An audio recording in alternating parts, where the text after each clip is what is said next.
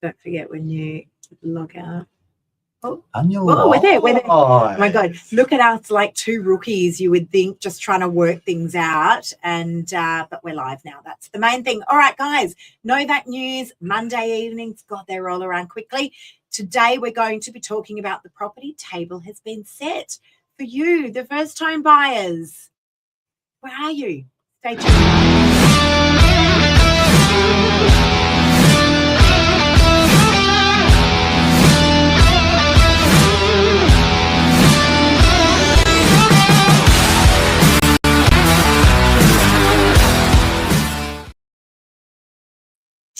Wowzy. Oh, first home buyer. Yeah. Mark, actually, we've made the dinner table for you and we're waiting for you to come and eat. How much preparation on the table do you need before you come and eat? The white tablecloth's out, the white gloves are on, the beautiful silver cutlery, it's all there. The gravy and all the, the mash is out. It's all there. Yeah. The French champagne is there, it's flowing, and we're just wondering where the first home buyers are. So actually, Mark, I'm going to start with a question for you. Yep. When you bought your first property, yes, all those years ago. Yes, 1994. Wow, 1994. Okay, so quite some time ago. Still own it.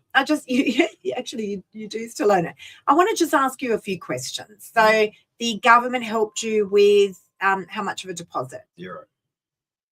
Zero, the government didn't help you with the deposit at all. These are genuine questions. No.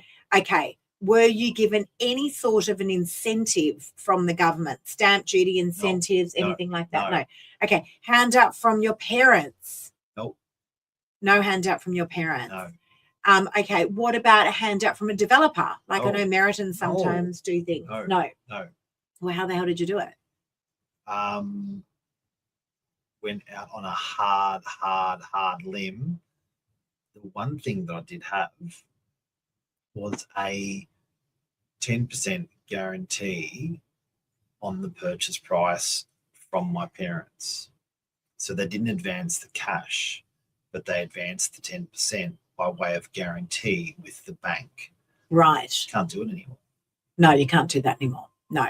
So, and look, things have changed. Lending got a little bit harder. Like we know all of that. We definitely know all of that. Yeah. So when the value went up 10%, I just got it revalued 10% more and they were out. Okay. Gotcha. Yeah, I remember those good old days. Yeah. And the 2 pay slips to the bank manager and you got your loan approved. Easy. I know, it was so easy back then. Actually, that was a long time But it was different. It was different back then. Yeah. So they say. Yeah. Okay. So let's just fast forward a little bit because borrowed 100. Yeah. Borrowed all. Actually, just while we're on that, and I know that's not the topic for tonight, but can I ask what you paid for the property? Yes. What'd you pay for it? $315,000. And what was it? A unit in Curl. 1 bed, 2 bed. Curl, 2 bedroom. More information, car please. Space, nice views. Yes. Must be nice. And it was a place where I was like, one day I'm going to live here. It's going to be so cool. Be by the beach. Never lived there, by the way. But it was a really, really exciting thing that made me work real hard, real motivated me. Dad didn't want me to buy it. Mum didn't want me to buy it. I hustled them. Hustle to say and it was Aussie home loans at the time, I think. Yeah. And they just did this little guarantor thing. But yeah, the government took that away, that you can't just do that for your kids anymore. Right. Okay.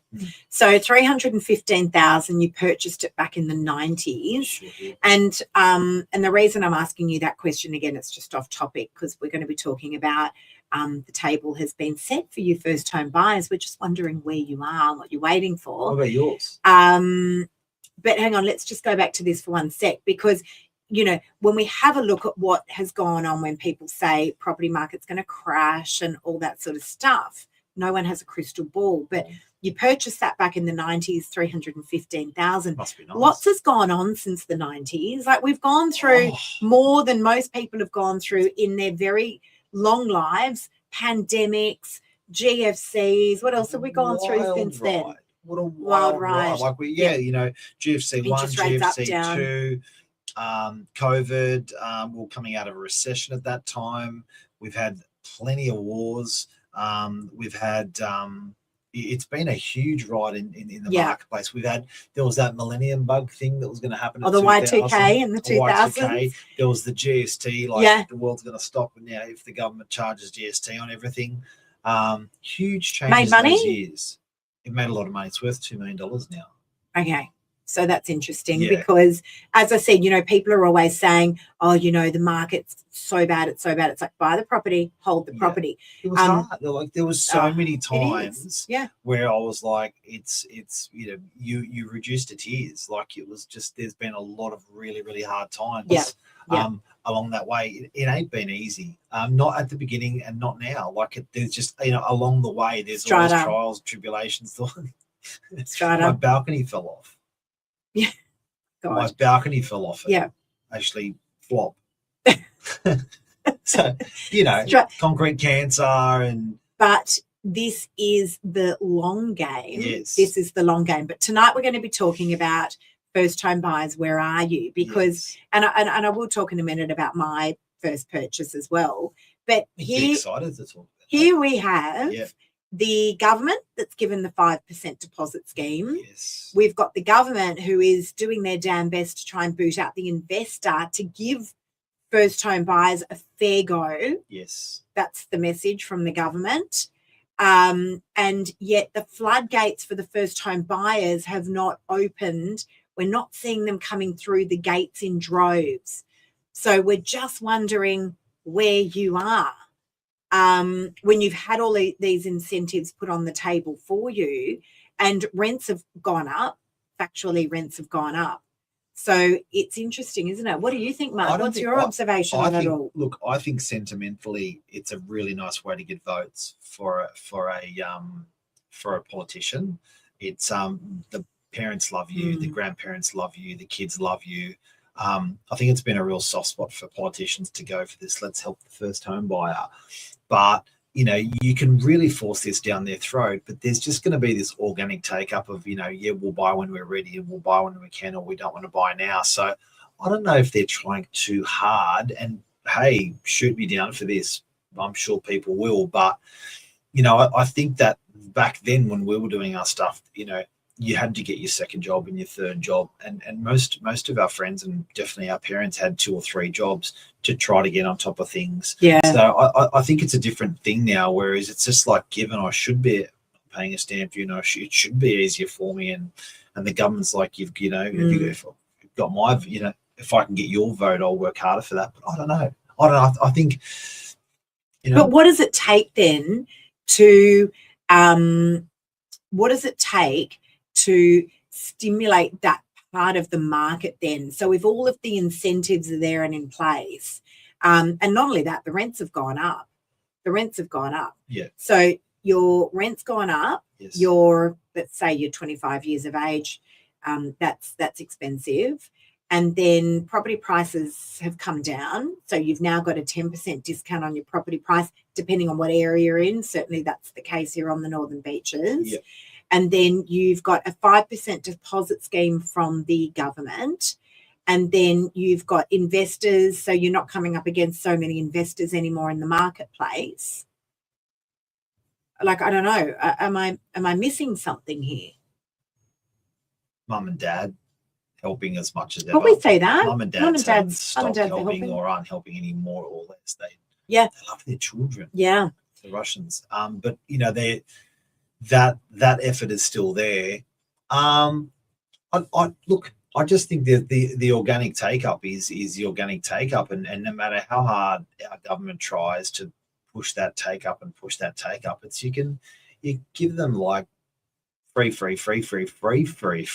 and there's still not going to be the take up. Yeah. More take up. Now we're finding the first home buyers saying, I'm just gonna thank you, yes. I'll just, I understand it's easier to buy a property now. I understand I'm getting all of those incentives, but I'll wait. Yeah, it's the wait. So it's they're the most dangerous words everything, that I'm everything on a hearing platter. at the moment. I'll wait. The table's said, but I'll wait. And it's like, but you can do, I'll wait. Yeah. But I know the government has said they've done all these wonderful things, but the fundamental thing is that the way lending is set up these days because of compliance, a first home buyer for 750K purchase, I know that's a lot, but Northern Beaches, that's just what it is, needs an income of 150K. Which is just unbelievable. So, and they need an income of 150K because the assessment's at 9.5% when the interest rate's 6.5%. So those sort of buffers and stuff when I was, there was not as many buffers when I was buying as a first home buyer, financial buffers. It was easy to lend money. And the fund, and I was having this discussion with a client yesterday that, you know, if something goes wrong, they will take the property off you, full stop. Yeah. But the government, the funding is so much harder due to compliance now that there isn't that belief or that, you know, where no one wants to have that perception. No bank wants to be in that hot water, nor government. So it's really hard to lend money. And I think that's the hardest thing. I think that this elephant in the room is that. I believe so as well. You know, and the thing is that it's been packaged up in such a way where, you know, as we're saying, and listen, guys, this is a conversation. Some of it's a little bit tongue in cheek because, you know, the government have packaged it up in such a way that you know, you've got your 5% deposit scheme. You've got property prices have now come down for you. You know, you can't get the loan. Well, and that's right. And then you can't get the loans. I think everyone's forgetting, as you said, Mark, about the elephant in the room, how hard it is to actually get money for these guys and girls. Yeah. It really is. And they're great bumpers and buffers to put in place. But and then can we just talk about the supply versus demand for a sec? Because while, you know, all of this stuff is just being given away, oh, don't worry, we're going to boot out the investor. We're going to get the first home buyers back in the good old Aussie way. Stop the immigrants from coming in. Like I asked today in our sales meeting, I'm like, where did all the cranes go? Because the buildings all come to a grinding halt.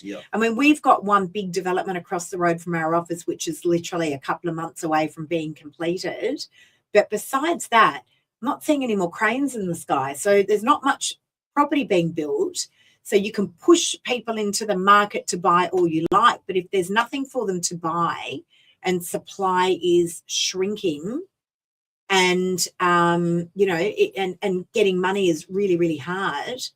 I don't know, like how does that change quickly to make this easier for the first home buyers? How does it change? We stopped trying. What does that mean? Look, I think we're done here. I think the incentives are in place, the prices have corrected, the lending is the lending.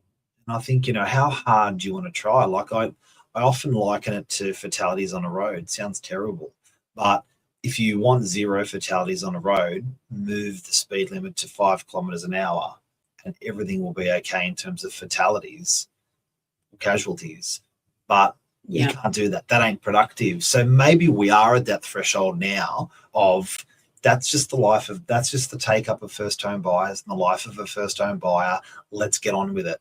Like, let's just not start focusing so acutely on trying to fix a problem that actually ain't there. Yeah. Do you know what I mean? Because do they even want to buy? Well, do you even want to go? And do they even want to?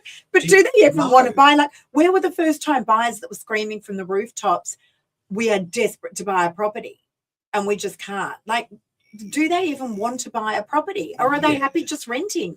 Again, it's just a genuine comment and a genuine question. Or how hard do you have to try as a government before it becomes counterintuitive on the rest of the community? I'll say it again. How hard do you have to try as a government? Clip this. How hard do you have to try as a government before it becomes counterintuitive to everyone else out there? So, but it wins the votes. You know, I get that as well. But I think at the time now, it's, you know, people have got there, and we saw with a couple of young people in the office that have bought property lately. They've got the support, and it wasn't government; it was their family, and it was their friends, and it was the people around us that actually that buffered them in and helped them out with advice, love, care, support, mental, whatever you want to, mental stimulus, whatever, to get them into that actually got them into their first home. That was one of the elements. That was a small element that government, there's government incentives compared to all the other elements. So, you know, I think And I'll liken it to that speed limit. You just got to be productive that way, where I know we can have 5 kilometers on every highway. That's the maximum. It ain't productive.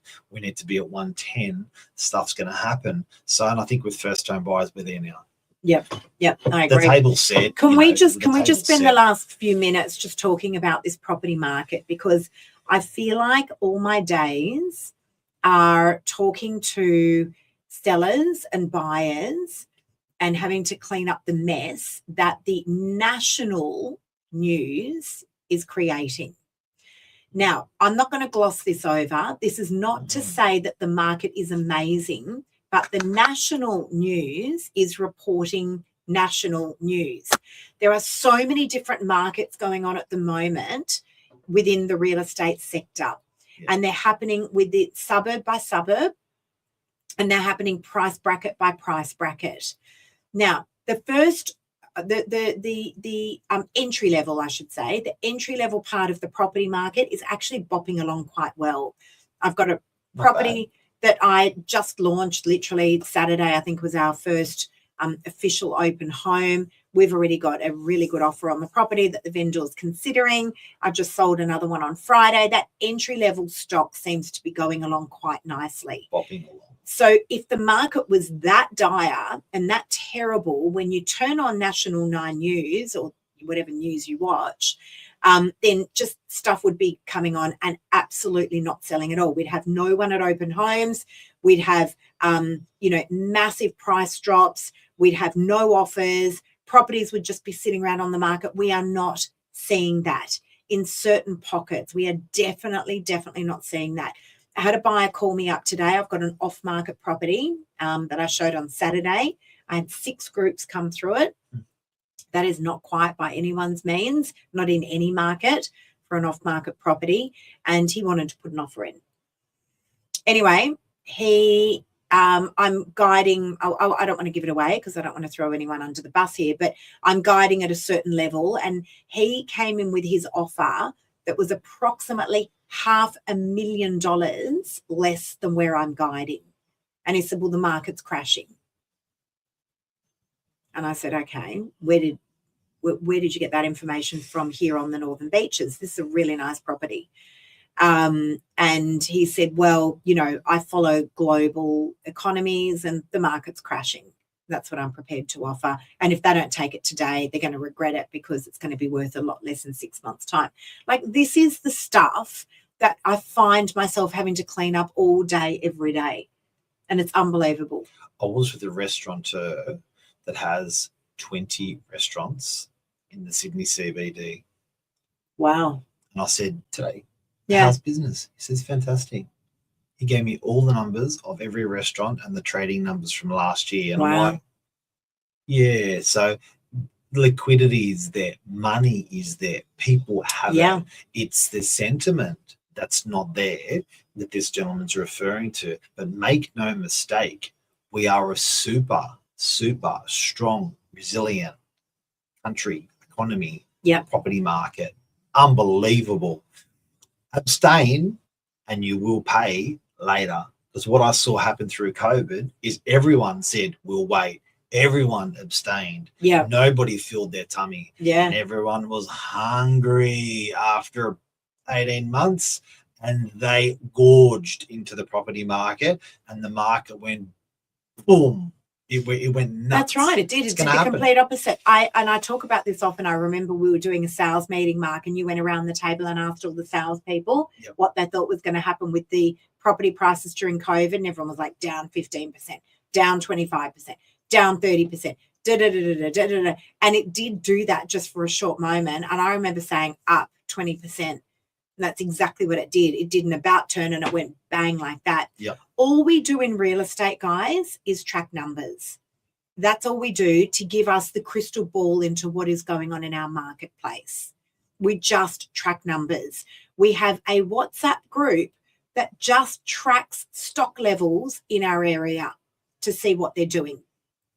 When stock is low, like it is at the moment, relatively low at the moment, and it has consistently sat there, the property prices cannot fall because the demand is still there.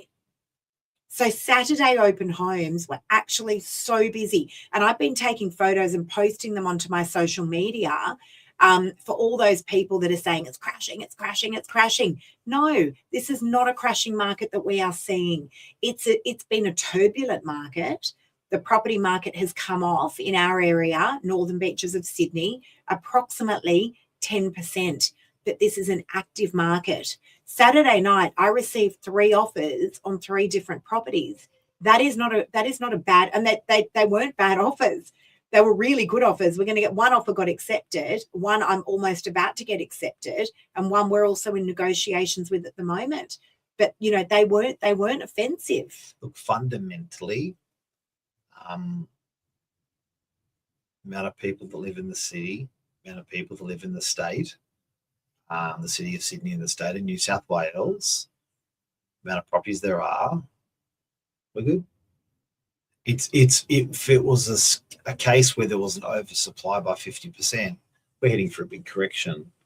But if you look at it like fruit, an oversupply of fruit, you're stuffed. An undersupply of fruit for a family per week, people pay more for the product. It's just a basic thing. And as much as we get caught up in the hype of the news and the oil prices, and they are my conversations all day, every day at the moment. The bottom line is we are Sydney. We have people that want to come to Sydney. We don't have enough properties for them. And also, be it for rent or be it for sale. And can I also say, there's your property market. And this is listings aside, like when I say, we track numbers, what I mean is we're tracking what those stock levels look like, and they can fluctuate week on week. Yeah.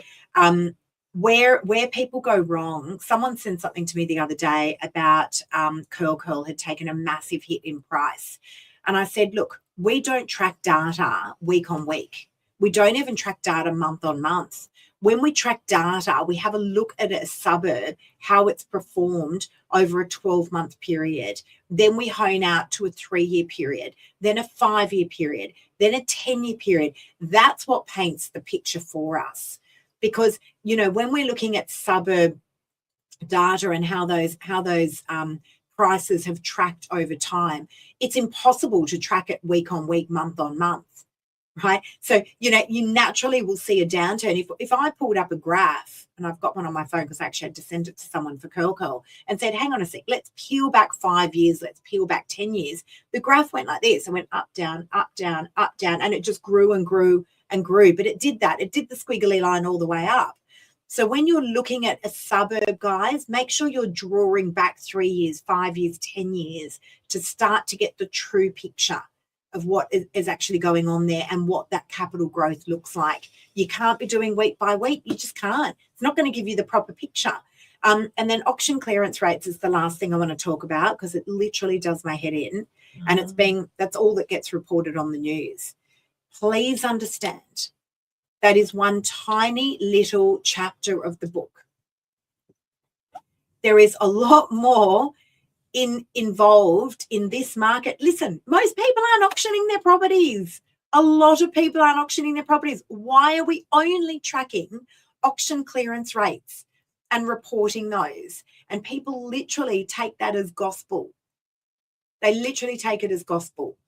So, you should be tracking, what are you bringing up there, Mark? Auction clearance rates. Auction clearance rates for Sydney. New South Wales, for New South Wales, capital city. We're 71% last year and we're 55% now. And you want to hear the funny thing? Yeah. Look at the data we're reading. What's that? How many properties are there? Sold at auction 73. Yeah. Like that's what I'm That's saying. In Sydney. Guys. That's in Sydney. This is a 73 tiny, properties. tiny We're pie. referencing 73 properties that are sold, 98 that sold prior, 3 that sold, 97 that got withdrawn, 42 that got passed in. We're referencing a couple hundred properties. We're hanging our entire interpretation. We're placing all of our bets on that. That's crap. All on that. There you go. Crap. I'm telling you. Thousands of properties. I'm telling you guys. But all the beaches had 800 properties for sale this weekend.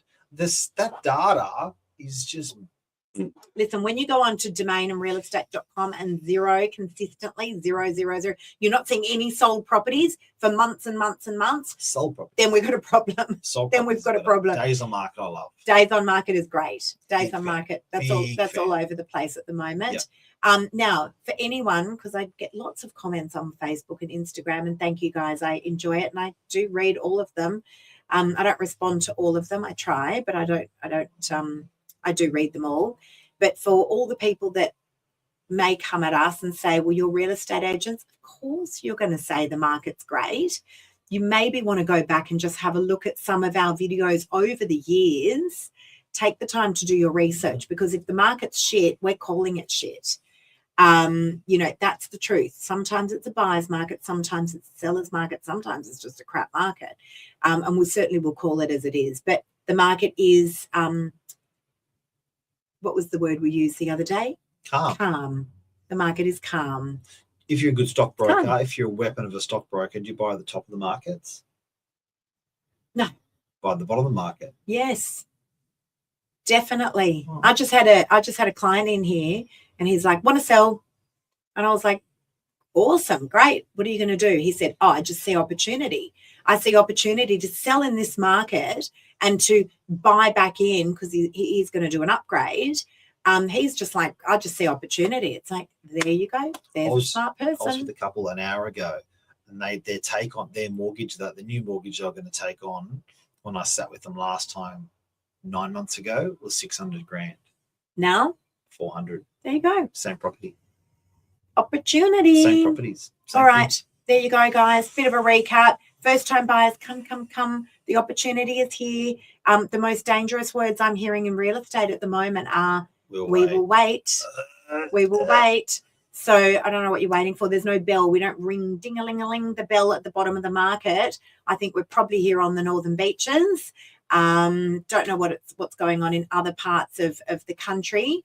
But certainly Northern Beaches, I reckon we're here at the bottom of the market. Stay tuned. We'll play this back and see whether we're all right or wrong.